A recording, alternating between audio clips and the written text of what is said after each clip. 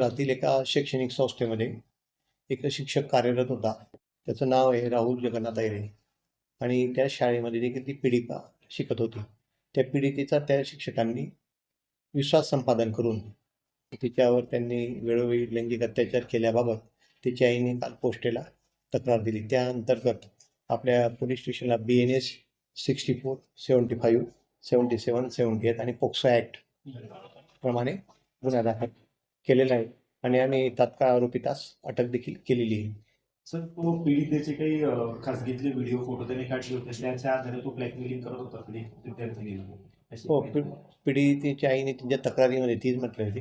ते तिचे काही फोटोज होते किंवा त्यांच्या कुटुंबियांना धमकावण्याची किंवा त्यांना त्यांच्या जीविताची भीती दाखवून तो वेळोवेळी तिला ते ब्लॅकमेल करत होता आणि त्याने तिच्याशी वेळोवेळी ते शारीरिक संबंध केले होते.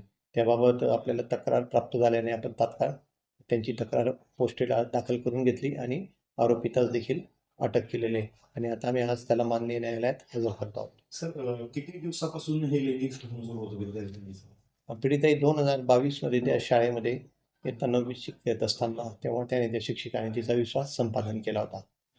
ते आजतागायत त्यांनी तक्रार दिलेली होती.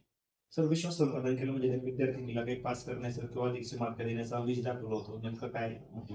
नाही, वेळोवेळी फक्त तिच्या क्लासवर जाऊन तिच्यावर लक्ष ठेवून चांगलं ते गोड बोलून थोडं संमोहित करून थोडं तिच्याशी विश्वास संपादन केला होता तिचा त्यांनी.